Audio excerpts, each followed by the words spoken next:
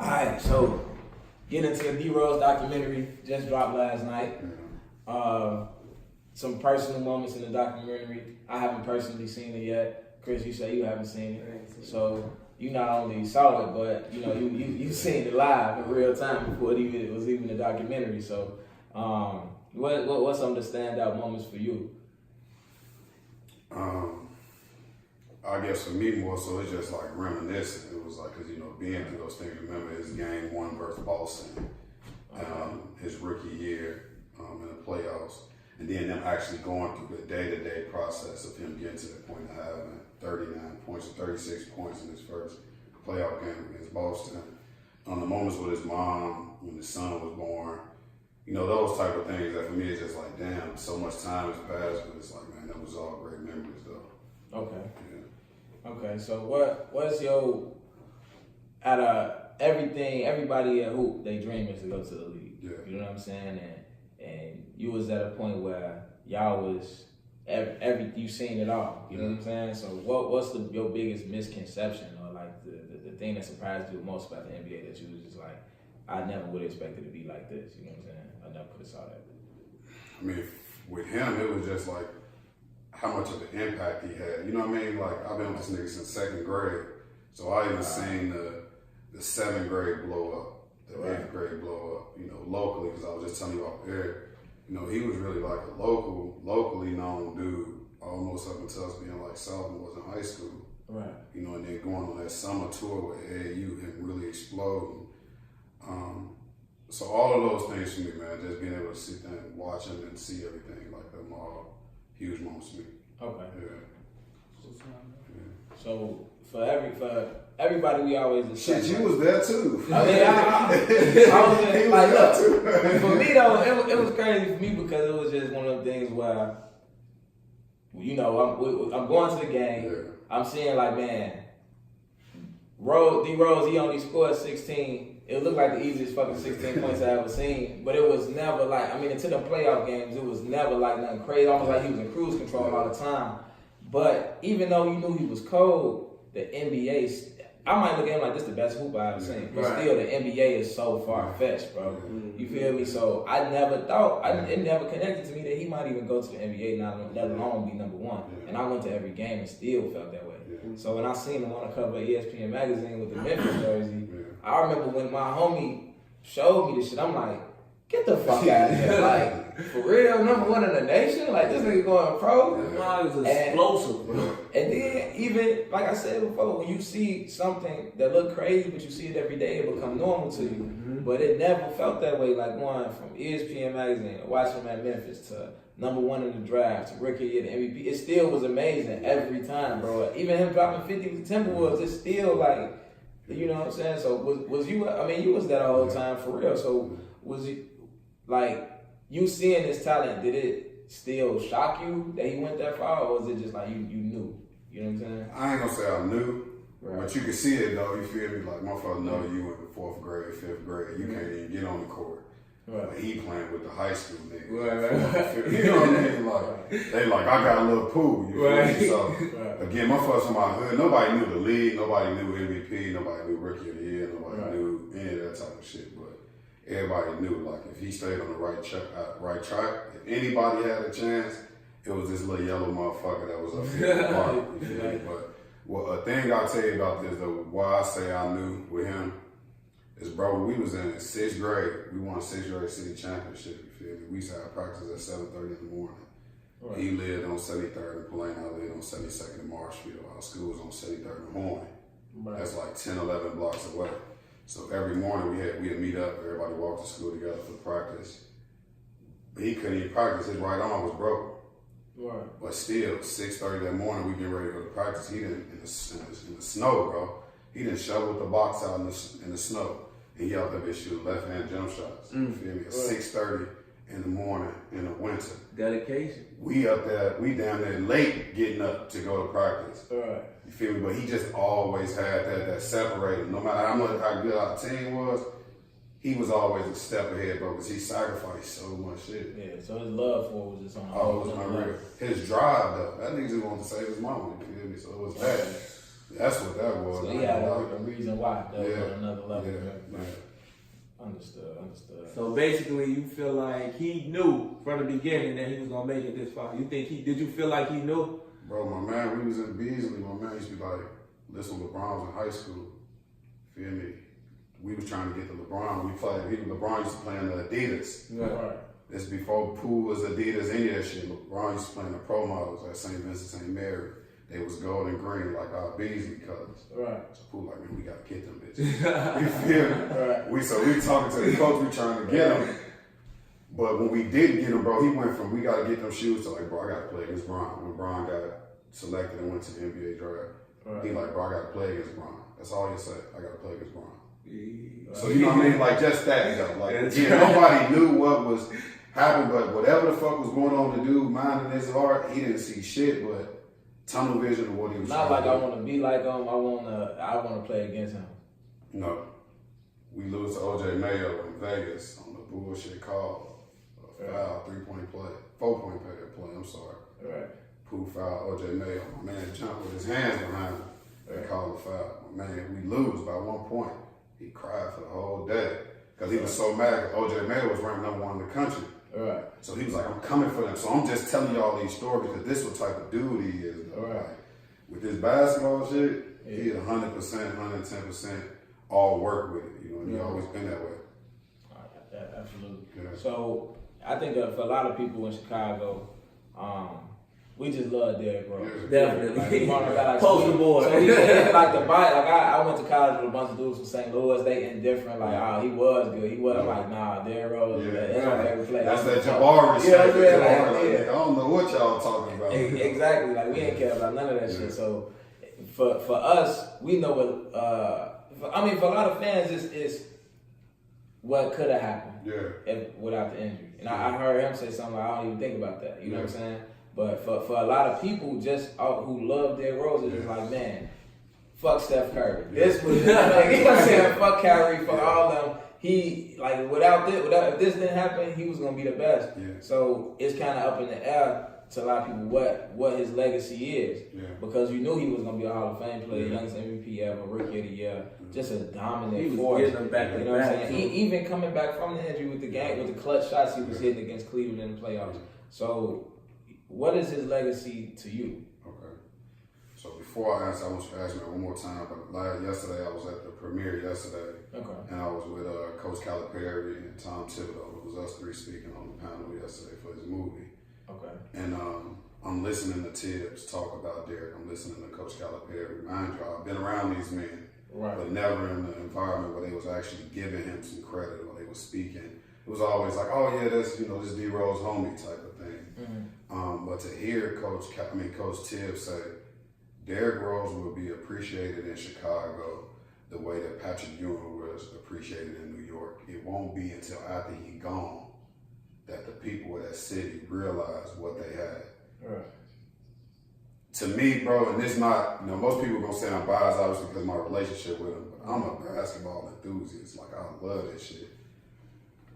No other player in the NBA right now, to me, has Derrick's game. Okay. And when I say that is, bro, he averaged 16 points a game for the New York Knicks as the third option in the triangle. Right. That's Derek Fisher with the Lakers. Never happened. Right. So, people give him flack because of his injuries and all those things, but I still look at it like, despite all of that, he still had all these great moments when he had the opportunity. Exactly. So my thing, I say, to answer your question of what will his legacy be, I personally think that with everything he's done, everything that he's accomplished, his jersey at least deserves to hang in the Raptors of the Chicago. Absolutely, no question. I think that should signify, like, not just even with the Bulls, just his legacy with the city. Like, that's somebody that homegrown, won, CPS student. This is the students that nobody want. Right. CPS student, came out of Inglewood, all the trials and tribulations and made it. So I think even donated to CPS too, right? Yeah. I remember seeing that. That's what's up too. Yeah. So people, it's a big quote that been going around saying stuff like, it's a Nipsey hustle in your neighborhood. It's a Nipsey hustle in your neighborhood that you're not supporting. Yeah. You know what I'm saying? it kind of make me think about all of the things that people might do for Chicago that doesn't get noticed, that doesn't get attention. You know, a lot of stuff that we see a lot of stuff Chance do is publicize. You know, whether he want to publicize it or not, it's a lot of, but it's still a lot of great things that go on. You know what I'm saying? And they, you know, a lot of people try to make it seem like, you know, people aren't doing stuff for Chicago just because it's not on national news. You know what I'm saying? So I know about the Everybody Eats. You know what I'm saying? I've seen you work with kids on the weekend. I even remember when my cousin's wife had the education program, and you had came up to the school to Earl Elementary School, and y'all had a program going on for kids. So kind of speak to some of the things that come from Derrick and that you've been a part of to help Chicago. So many, like, cause how he is, I'm gonna speak to him first, how he is. The fame has always been like a problem for dude. Like, you know, like he ain't never really wanted that. He just wanted to be who he is, but get paid and play in the NBA. He just never wanted the actual fame that came along with it. So just like similar to you saying, like, Chance sometimes don't want the shit that he do to be seen. He does so much under the table that don't nobody know about. And you go through our neighborhood and you talk to the people in the neighborhood about the things that he's done for the kids. Or, I mean, look at me, even me coaching at DuSable, donating 100 pair of shoes for 3 years in a row to kids that he paid for. You know, Adidas don't get those away for free when you don't have a contract with them. I mean, he has one, but the school doesn't. He donated 100 pair of shoes. You know, so it's like those type of things. And to speak for myself, I always try to do it because I can do what he can't do. So me and him always been different in the sense that he's a real introverted, quiet, shy person. You know, going back to when I was high, I was hyped. I always had an attitude problem. All of these different things. You feel me? But it was because of where I came from and the way I was raised. So my main thing is now, I'm from 72nd and Marshfield. I don't care where I'm at, what I'm doing. How is it that I could be doing anything positive in my life and I ain't giving back to them? Because them, the same people for me, whose situation was different. Bro had his 3 brothers and mom. My homies, pool crib, I was living with them, you feel me? I was homeless at that point. So my connection is different on why I want to give back. Because again, like I said earlier, somebody did it for me, bro. And I'm in a position, and my man has blessed me to be in a position that I can go back and do it. So why not? That's amazing, bro. Like that's to give back and just to be able to help somebody else, man. That alone is big, bro. Definitely. So, as far as the documentary, like, is there anything else? Like, I mean, spoiler alert to anybody who hasn't seen it. Oh well, motherfucker. Is there any other highlights of the documentary you want to discuss? The one I was just telling y'all, that phone call, when he got the call that he was being traded from the Bulls.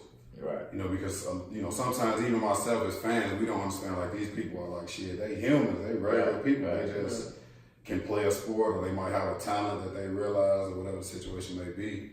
But when he got that phone call, how emotional it was, and just his reaction going from hurt and sad, understanding, voicing what Chicago mean to him, and then the reporter asked him, I think it was like 6 minutes after he got the call, you know, now that your emotions calm down, like, what you feeling? And his first thing is anxious.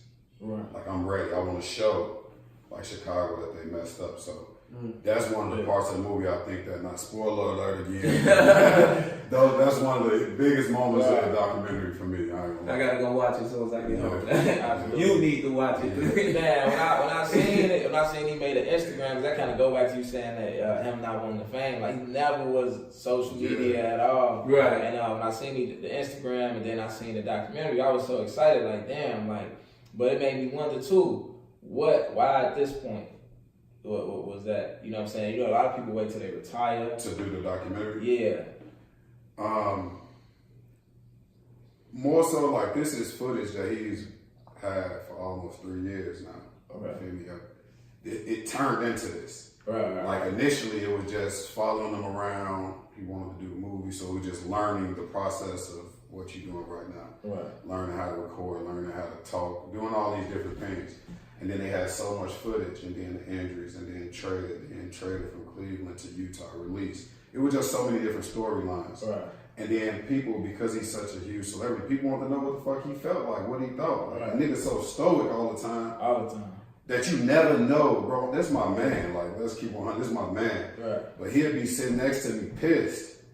And won't nobody know because he'll still look at your ass. Like he looked when he hit the backboard shot at 3 against Cleveland. It's like Chicago. But it's Chicago.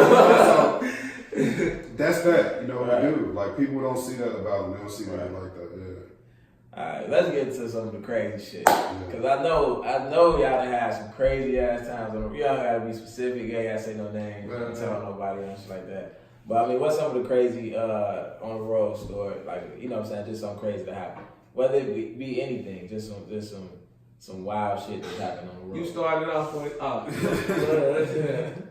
I ain't gonna say wild, bro. I ain't gonna even lie to you. Like our shit, we mild mannered though. You know? It's always business. It's not necessarily always business. Right. But it's more so like, for us, it was like experiences and shit like that. Right. Like, it wasn't necessarily no thing we did. Right. But you experiencing being in a place where shit, Jay-Z right or whatever. So, you know, you got LeBron. You know, LeBron, right? I don't give a fuck that that's my nigga. LeBron is still LeBron. You Right. How many times you see this nigga, you see him every day. Right. You feel me? This one of the greatest. That's like Michael Jordan. I done seen him my whole life. Right. But if he walking this bitch right now, bro, I'm not gonna know how. But that's still Mike. So for us, that was something that we always had. Like, not necessarily parties or experiences. Like the craziest thing a girl, like a groupie, has ever done to get to somebody. Like whether it be following a bus, or you walk in the hotel and somehow it's a bitch popping out the closet somehow, or like ain't never been nothing just weird, like bro, like something surreal. Like I can't believe people doing shit like this. Whether it be a girl movie or it might be I a feel guy. like you don't want to tell us. I know it's some shit. Right? Even if it's a guy, like damn, what the fuck? They It's want to different autograph though. that bad? It's different though. Right. Like, it's 8 motherfuckers in his circle. You feel me? That's been with us since high school, beginning of high school, elementary. Right. So you can't get. I'm just gonna keep it 100, bro. That's why you don't really see a lot with him. You can't get to him. Like there's so much shit you gotta go through to even get to him, because there's so many people that you gotta. Damn, my man Marco gotta check him out, man. What buddy don't know what she about, and then Marco don't feel comfortable. There's no. So we really brought this, not trying to hold no stories, no crap. We just literally, I swear, we don't have those type of stories because we gonna always keep our shit together as best as possible. You know? Yeah. Motherfuckers was waiting for him to fall, bro. So that's that was a difficult position to be in for at 18, 19. We coming from Simeon, bro. Yeah, definitely. I don't see how y'all coming together and shit. I know they gonna Wow, that goes. Bro always had girlfriends and shit. You know, he like shit. So okay. It ain't too much crazy shit going on. If you don't mind, I want to ask you about that little allegation he did have with the female, though. Yeah. Remember about that? What's up with that? No, there you go. Right. Just people in positions, you know, when they see what you doing, see the greatness, there's always going to be somebody crabs in the barrel trying to figure something out. So, I mean, come on. I mean, what happened with that? I'm not a nobody, you know, but life is life. People make decisions, things happen. You got to live with it, and that's it. Right. You know. That was the blessing in it is that no matter what, though, like they was able to find that shit and be like, nah, this. It wasn't correct. You feel me? Well, like, politically correct at all. Because at the end of the day, like, nigga, I don't care what the situation is. Niggas was raised right. Right. We might be young, we might be from the hood, we might be in these positions, but niggas was raised right. Right. And we was taught right. You feel me? We weren't raised by no squares. Nigga, we was raised by street dudes. You feel me? That it's certain shit you do, it's certain shit you don't do. You know? So that wasn't nothing that we necessarily, worried too much about. Exactly. Kendrick got a song called Mortal Man, and the song he keeps saying, like, when shit hit the fan, like, you're still a fan. Yeah. Like, it's basically about, successful black men that the media tear down in some way. Like, once you get to a certain point, it's like, all right, we got to get him back up out of there. So it's like, all right, I'm Kendrick Lamar right now. I am who I am right now. If I disappear for a couple years and I probably on the news, they said they found crack in my car, I'm a crackhead, I'm a pedophile, I'm this. Are y'all gonna take that shit and run with it?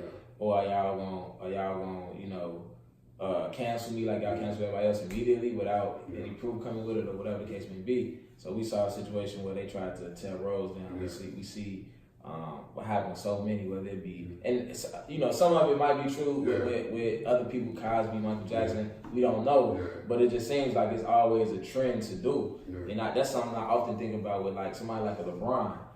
It's never been bad press on him. Like the worst thing they ever said about him was the whole Jewish money comment, and that one, you know what I'm saying? It's never been cheated on his wife. It's never been. But you got also, but you got to look at like the differences of where LeBron was raised and how he came up compared to how we come up. You feel me? Like they automatically, LeBron coming out of high school, bro, he had a system. He had a whole army around him that wouldn't allow anything to happen. Like he was, despite not taking away from his greatness at all, but he was like kind of like molded to be in the position that he in right now. Okay. Like that's what I'm telling you. Like everybody knew LeBron was going to league in 8th grade, freshman year. You go back and do really research on him. They knew how good he was. Pooh was somebody that came up sophomore year in high school. Right. He come from 2 of his brothers being street dudes. One of his brother marrying young, having kids, working. He ain't come. You know what I mean? Like. Yeah. So you have a situation like that where you get somebody that get close. That one person, remember I said it's layers. Mm-hmm. You had that one person that get close and they finally got there and it's like, damn, I got something. Right. Mm-hmm. Damn, I got something because nobody else can get here. Right. Nobody else can get here. I'm here and I got something. So you try to run with it, and it's just unfortunate because one of the main things for me at least, like I know a situation somebody in my family went through rape. And that was the main thing for him, and everybody around. It's like, we know people that didn't have to deal with that. Why would that be something that he would now perpetrate? That's why I don't think with him, nobody. I don't think a lot of people even was buying that. No, like you said about the media. They was trying to, he does this and this is what was said. Right. No, you bitten piecing it now. Right. Bro, it lasted for like 2 weeks. It lasted for like 2 weeks. That shit was gone versus the Bill Cosby, like 3 and 4 months. People still talking about it. Like what certain things about certain people. You know what I'm saying? Like it's unbelievable, and we not gonna roll with that. How do y'all think we should move with that though? Because if we do want to believe in our heroes, but at the same time, you don't want to, like they right now it's the sexual assault thing for everybody. So it's like you want to believe women. You don't want to automatically side against women, but at the same time, you kind of tired of your heroes getting torn down in the media, and it's like this is a trend now. So it's like, how do we move with that though when you come with the next? So the next allegation that come out, whether it's about whoever the biggest is, Jay-Z, LeBron James, like the next time they try to hit one of us, how do we navigate that? I feel like a lot of people don't wait for the facts. So as a culture, like how do you move with that? You know what I'm saying? Like what social media is, not social, just the media period. Yeah. From media to social media, man, they can say something and people roll with it. So I'm gonna say with that, it's just kind of hard. You gotta have a good team on your own as an individual, whoever that person is that these allegations are against.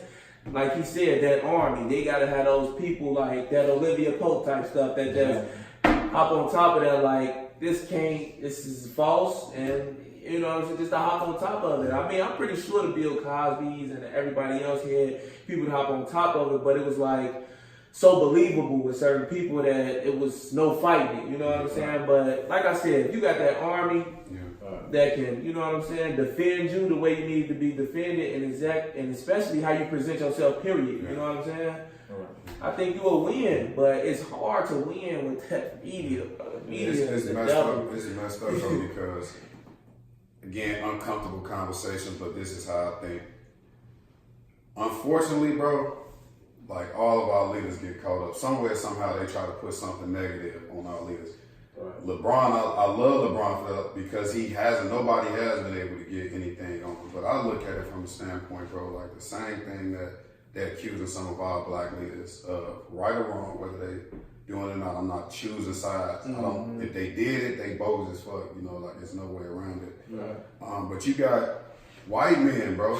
We not gonna like, but when you say the media, when you say the way the media do things, like you have white men that's out here doing the most though. And they don't get that though. Like they don't get it. Ain't no specials on that. Ain't no specials. That's why it's no even no point of mentioning them, bro. No, It's no point of mentioning them because they scot free. It's that our job to mention this shit. Like, whoever see this shit, all the white ones. No, this is big, bro. This what we wear is real big. That what they wear is real big. But you know what's so crazy, bro, is that they'll tell you, like, the media, them same media people, society in general, tell you that those things really don't matter. Like, them being white or you being black, they'll tell you, like, no, this is 2019, we don't care about it. And it's like, no, I'm a black man, I'm from Chicago, kids are seeing it, I'm seeing it, looking at it from a perspective of, you know, people say woke, whatever. Right. But just somebody that's conscious to at least trying to figure out what's going on around me. Absolutely. It's like, damn, bro, like they make one mistake, whether it's right or wrong, true or false, y'all wrong with it. It's magnified. This on every blog. What can we do about that, though? I mean, bro, be honest with y'all selves. What can you do about that color differential? You know what I'm saying? Like, you cannot, bro. I honestly always felt like we need to go back to segregation, bro. We need to go back to having our own everything, bro. Staying in our community and having our own. Like my son the other day, like even they say representation. They talk about movies like Black Panther being a black superhero, and people say, oh, black people are represented like this so much, represented like that so much. People try to make it like it's not that big of a deal. Yeah. Like if you look hard enough, you can find a black lead role. Yeah. If you look hard enough, you can find a black man in a positive light, whatever the case may be. My son the other day had a hoodie on, and he saw himself in a car mirror, and he's like, I look like Spider-Man. Because you know the new Spider-Man movie came out, the little black boy. So he's like, I look like Spider-Man. So he got out the car and started doing all the little Spider-Man and shit. And he was like, I'm Spider-Boy, you Spider-Dad, Spider-Man, all this shit. But, you know, he could say that because it's a black, you know what I'm saying? It's a black. So it's like, we need to have a black dentist. We need to have a black doctor, black teachers, black everything. The car dealer needs to be black. The store owner, the clothing store, the gas station, everybody needs, like, you know what I'm saying? It's so hard to unite. It's so hard to unite. We just need more representation. It is, bro, but I think this, though. It's hard to unite. It is. Like, I'm saying this again from somebody that I'm praying to God for this to happen at some point in time because it's so needed, though. But what I would say is it takes for situations like this, to me, like obviously Joseph Williams, he ran for Alderman over there in the 15th Ward. Kenny Daltz ran for the 15th Ward, 14th and the 15th Ward, respectively, both of them. And these are young dudes that look like us, that's from where we from, going back to our conversation earlier about how the kids see you. If you this old man that don't know, they respect both of them. These are the type of people that, to me, we got to support, we got to stand behind, we got to push, because these are the people that's out in the front line, at least trying to do something to bring us together. Like the city, no lie, bro, for what your point is about segregation, the city of Chicago would not be able to operate. Chicago Bulls make so much money. Who they make their money off of? Black athletes. The Chicago Bears. The Cubs and the White Sox probably are the only two sports that don't make majority of their money off black athletes. The people that come to most of the Bulls games, don't get me wrong, in the fishbowl is all white people. You know, and I'm not saying there's nothing wrong with that, but that's how the demographics of the United States is. You got them down here, and most of the blacks and the Hispanic is on the second or the third level. You feel me? So we are contributing to the momentum of the city. I'm remind you quick to say, man, the violence that went down, they ain't getting killed, but 6 kids just got shot on 63rd and Sealy. Another kid just got killed. The girl that just got killed right here on 79th from Ralph Ellison. So we seeing it, you know. So for me, bro, I ain't gonna lie to you. I just think for it to come to a point that we gotta unite, I just think that there's people out here we just gotta support, and we gotta allow them to lead, though. You know, allow them to lead. Okay, so before we wrap this segment up, going back to Rose, what do you think is the best situation for Derrick Rose right now, or what do you look at, or, you know, speaking on how he feels, you might, you know, that's a conversation y'all might have, or even just personally, how you feel like, how do you think he should go out? What's the perfect situation for him right now? I'll say right now, bro, like he happy in life. Okay. You know what I mean? Like everything is just good for him. His son, his daughter, his another son on his way. He happy with his girl, happy with his health, happy with being able to go into, bro. It's been 5 off seasons besides last year that he didn't have to go to rehab in the summer. This is gonna be the second year in 7 years that he actually gonna be able to go out and just do all basketball.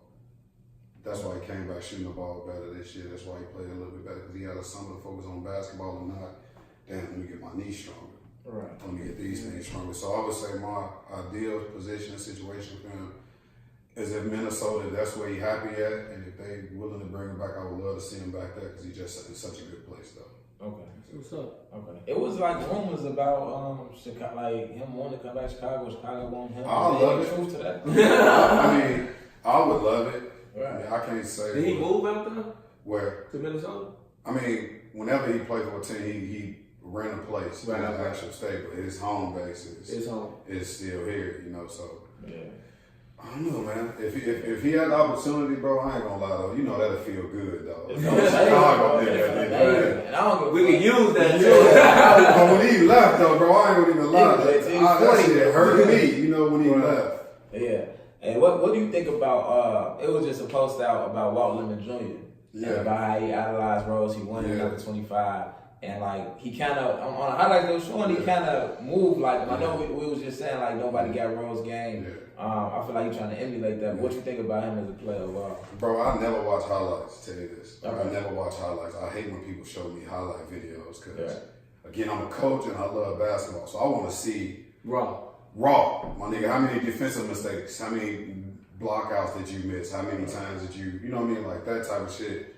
So I never watch highlights. So I say that about Walter Lemon because I was hearing this buzz about him. My man Keon Smothers that played against us from Washington, and my man Lucky Living, he got a clothing line and he do a basketball league in the city. I kept seeing him post about bro. Right. But I ain't know nothing about him because again, this is just how I am. I don't follow like the YouTube videos of people or shit like that. I just don't.